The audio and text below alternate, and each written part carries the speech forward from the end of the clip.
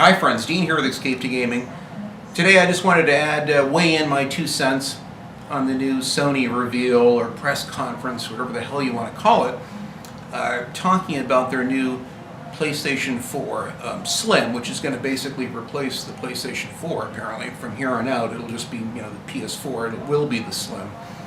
New redesign, so you can say goodbye to the nice chiseled industrial design, which I actually prefer. I prefer the launch PlayStation 4 much better.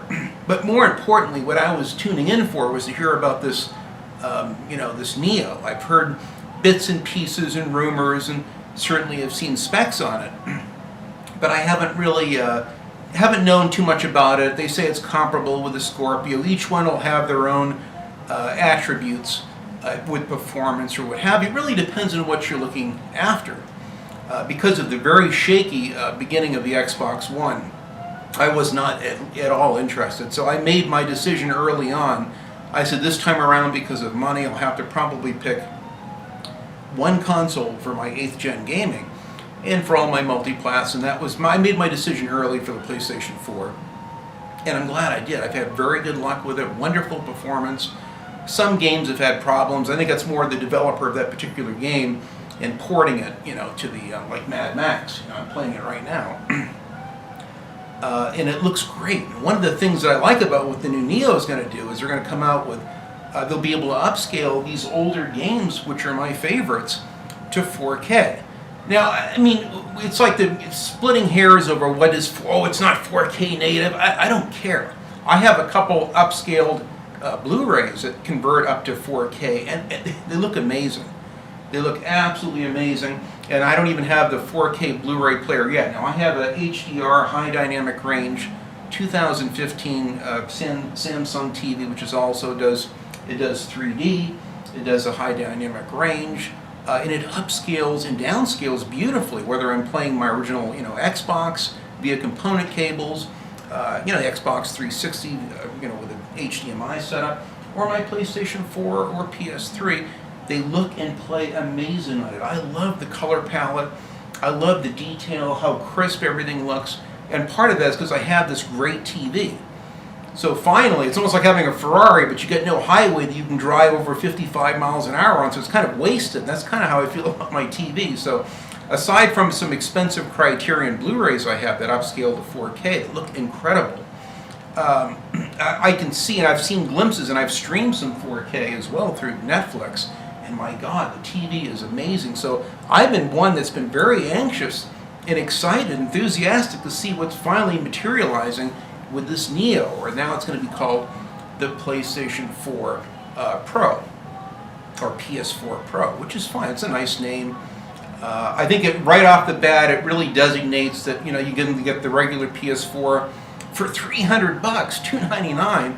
Or for $100 more, and believe me, I was prepared to pay $500 or $600, and I would have paid that for a 4K HDR compatible kind of a console with a bigger, a 1 terabyte hard drive in particular, and especially better performance. It's going to have far better performance. Some people it's the same as the Xbox One S. No, it's not. The Xbox One S has lackluster performance, slightly better than the original Xbox One, but this has got substantially better performance. It's probably equivalent with the Scorpio that'll be coming out. And for those Xbox guys that are dying to get an upgraded Xbox One down the road, which will be your Scorpio, whatever, I know it's a code name right now, that's great. It's the same kind of a principle. It just so happens I can afford one system. With work being so slow, with everything going on right now, I can't even afford the Xbox One S. I was planning on getting it. That went out the window. And frankly, I'll be lucky if I can even find a way to finagle this new PlayStation PS4 Pro. I mean, we'll have to see. I'll have to see what happens. Maybe I can. I could technically sell my console, trade it in, and get some value towards it. There's possibilities, but I really would like to kind of keep that older style, as I love the industrial design of it. And I still could upgrade my hard drive in it to like a 2 terabyte or something like that. And I'm sure it'll be the same with the Neo. They haven't said yet, but I'm sure it'll have some ability internally or externally to up the the 1 terabyte hard drive. I'm just thankful at least it has that. I hate the 500 gigabyte hard drive. Now I don't have a huge library of games, so a 1 terabyte would really fit the bill perfect for me. But ideally, a 2 terabyte would really be the the hot setup. But I'm sure they'll have some way that you'll be able to increase the size of it. Like I said, with an external hard drive or probably internal, like the original PlayStation 4. So to me, it's all good news. I've seen a lot of people, in which I typically are Xbox fanatics. Oh, I don't see any big deal. It looks like I wasted money and time to me. I don't get the big deal. Well, naturally, you're just down on what you're not up on. If it was a Scorpio, you'd be all over it and posting it every 5 seconds. So everyone has their deal. I'm an Xbox owner. I have 3 original Xboxes and 2 brand new Xbox 360s, and I gave my other '09 Xbox 360 Elite to a good friend of mine that needed one. So I'm a huge Xbox fan. I have more Xbox original games, over 100 Xbox original games and over 150 Xbox 360 games. So clearly I'm someone that loves the Xbox.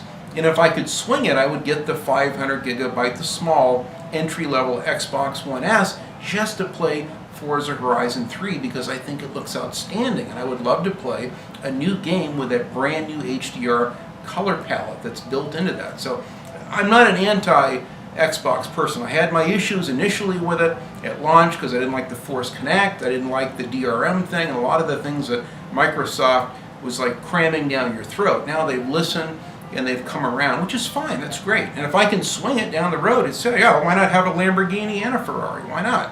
But right now I have to pick and choose, and so for me, for $400, if it was $600, it probably would have to wait a year or so. But because it's so affordable, I can probably find a way to get a Neo. Maybe not at launch, but that's okay. In the meantime, I still have a wonderful PlayStation 4. The beauty is that apparently they're going to have, they just announced as well, that they're going to have a firmware update where you'll be able to,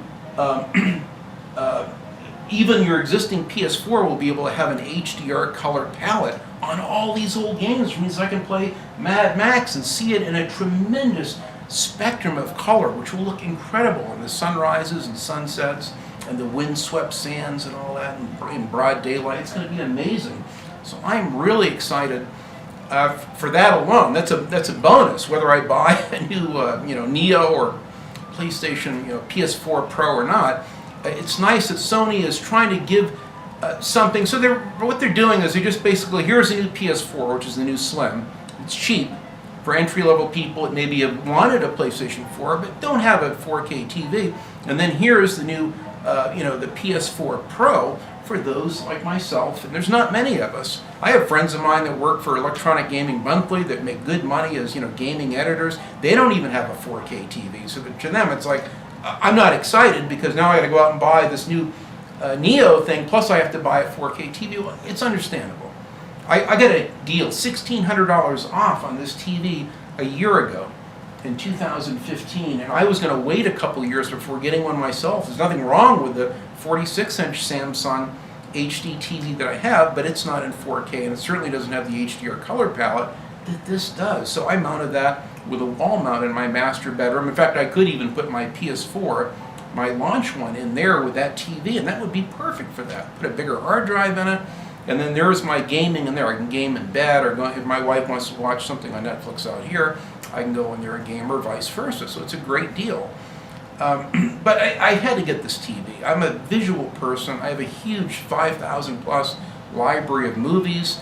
So for me, as a visually oriented person, I can really appreciate. I don't care whether it's native or upscale. If all I know is if the image looks better than it already does, I'm all for it. And that's what the PlayStation or the PS4 Pro is going to do. It's going to give you an outstanding picture. Plus, you get the HDR color palette, which will be hitting all the PlayStation 4s, like I said, via that firmware update. So to me, it's a win for $400. The performance will be better. I don't know how much faster, smoother the frame rates are going to be and all that. I'm not a techie guy, but to me, it's a substantial upgrade, probably comparable with the Scorpio. I know the Scorpio's going to have more 6 teraflops or whatever. I don't know what a teraflop is. Someone put a Mac 10 in my head right now. I couldn't tell you. And I don't care. All I know is I'm not a PC gamer. I'm not a techie guy. I don't want to sit and spend 90 minutes fine-tuning all my settings and anti-aliasing. I just want to plug a damn game in and have fun with it, but at the same time get the best quality picture that I can get. I can't afford a PC gaming rig, at $1,000 or $2,000 or $3,000 or $4,000. I know they're expensive, whether you build one or you buy one of those Alienware deals, I know it's a lot of money. And I've had friends that, oh, Dean, you'd be much better off with a PC, believe me. And I'm like, well, that's good for you. I'm a car guy. I'm a hot rodder. So to me, I know how to rip a motor out and replace it with a bigger Hemi or whatever. Not everyone wants it. Some people just want transportation. Well, this is my transportation. This is my basic automobile, is my PlayStation 4. It gets me down the road. It takes me to the places of escapism I want to go. And I'm very happy. I spent $400 for that at launch or whatever I spent. It was $400, and I'm glad I did. It's been very reliable. I've had no issues with it. We stream tons of Netflix and YouTube videos through it. I've got my money's worth and then some. Yeah, it's a little early. I could have waited maybe another couple of years before doing an upgrade if I can afford it. But to me, I think it's a great idea. So put in the comments how you feel. I know not everyone's enthralled with it. I've already heard all the negatives. Naturally, like I said, people are down on what they are up on. It's typically Xbox fanboys, and I don't care one way or the other. I mean, if you guys like the Xbox One over the PlayStation 4, that's fine. Depends on what you're into. If I was into online multiplayer, I think that you have a better service with the Xbox One. I'm quite sure of that. I know a lot of my friends that are really into heavy online multiplayer seem to gravitate towards the Xbox as a platform. So, I mean, to me, that's fine. If you like that, that's great. But as a single-player person that likes to play offline, the PS4 is perfect for me. It does a beautiful job. Most of the games that I found, they actually have double the frame rate of the Xbox One, better resolution. I know many of you don't care about that. What's funny is the same people that think that, oh, I don't play resolution, I play games and all this. They're the ones that are touting all of this, the 6 teraflops of the Scorpio. All of a sudden now performance matters. Now that the Xbox has a better performance, I don't care. I just want to play the games. Yeah, I want the Xbox exclusive Forza Horizon 3, but for right now, being out of work, I can't rationalize spending the money for one, and for one game. I just can't do it. Maybe if there were 2 or 3 games down the road and it's affordable, I'll certainly check into it. Certainly keep it in mind, but I'm no fanboy. I will tell you I'm not a big fan of PC gaming, just for me, because of finances and the ability to go in and tinker with it and upgrade and graphics cards, and I would break something probably. So to me, I just want to buy something, plug it in, turn the thing on, and play a damn game. So for me, the Xbox looks fine. I like the design of it. I don't care for the white on the Xbox One Slim, but it's a nice looking design. I like the original VCR styling of the original one. I think it looks fine. It's a great controller. I like the Xbox One controller, but for me, with my funds, the PS4 has done me well. I've had very good luck with it. And I wanted to stick with the one thing. I've already invested in all these PlayStation 4 games. So to me, to switch gears, because one down the road when it comes out will have more teraflops, whatever the hell that is, it doesn't matter to me. This will be more than enough performance, and I think I'm going to be fine with my PlayStation 4. So if I can swing it, I'll try to get one as soon as I can. As far as this, the PS4 Pro, it looks great. I think the performance will be more than enough to play the existing games I have. There are new games. I think the Rise of the Tomb Raider, I think the Deus Ex, Mankind Divided, which I do have, and then some of the upcoming games, Mass Effect Andromeda, some of those games will be in a 4K upscale capacity with the HDR. So I know they're making newer games from this point forward that will really take advantage of this new technology. But in the meantime, we'll be able to upscale, I think, most of the games. I don't know if you can do all of them or not. Again, the jury's still out. I'm still waiting to hear more specs and details. But for a lay person like myself that doesn't know a lot about tech stuff but just likes what he sees, I think it's a handsome-looking console. I love the design of it. It looks clean. It looks nice. The new PlayStation 4 controller has not only the light bar here, but it has a light bar up in the front. So now for the first time you can actually see the color, where before you couldn't tell unless you looked at it like this. So it has some revisions and refinements which are also going to be on the new PlayStation 4 or the PS4 Slim. So to me, it's a hell of a deal for the money. I think it's a really good deal. I think if they had pushed the price at $500 or even $600, it might have been a little too much, but I think they're going to sell like hotcakes. And I'm frankly, for one, I'm very excited. So let me know in the comments. I know this will be polarizing. I'm going to get probably Xbox hate, and I'll get PS4 fanboys. I just like the console. I've had good luck with it, and I want to continue my PlayStation 4 library of games. I can't afford right now to go nuts and then get half of my games on the Xbox One as well as the console, and then with the Scorpio coming out down the road. If I did get one, who knows, I might wait and get the Scorpio. If by then maybe a couple other really good exclusives that I have to have, then maybe I could justify and rationalize spending the money. But anyway, that's my 2 cents on it. I thought it was a great conference. I liked the games that they showed. Again, more female protagonists with this Zero Dawn by Guerrilla Games, and now this Andromeda thing. I saw a chick, leading the way on that too. So I'm not real thrilled with all of the games coming out, as they don't meet my criteria, but I'm open-minded. I'm going to watch and see what they say. Maybe there's different characters and they just happen to show a female character. I think Mass Effect, as I understand it, you can play male or female and kind of customize your character. So I'm going to be watching that one closely. That looked outstanding. That really was a good demonstration of what this new PlayStation PS4 Plus can do, or Pro can do. And then Sony also showed some comparisons of what the HDR color palette does. Again, it's hard to tell for most people who are watching it on a laptop or a 1080p monitor. They wouldn't be able to tell the difference, but you could see enough of what was going on to where you can see there's a much broader range of color and depth. They showed this zombie game coming out, Days Gone or whatever. It looked amazing. You could really see the spectrum of light filtering through and enveloping the character. And I can see, for a visual person like me, it'll be a good investment.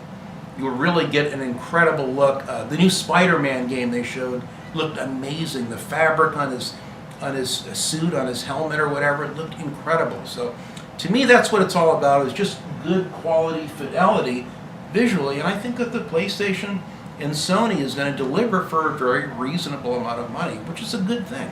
I think it's nothing but good news. So again, let me know in the comments, pros and cons, what you think about it. Will you get one, or are you going to hold off? What is it that you liked about it? What is it that turns you off about it? I would naturally like to know, because that's why I do YouTube, just to interact with my like-minded friends. So thanks very much for watching, and no matter what console you play on or PC, enjoy your games.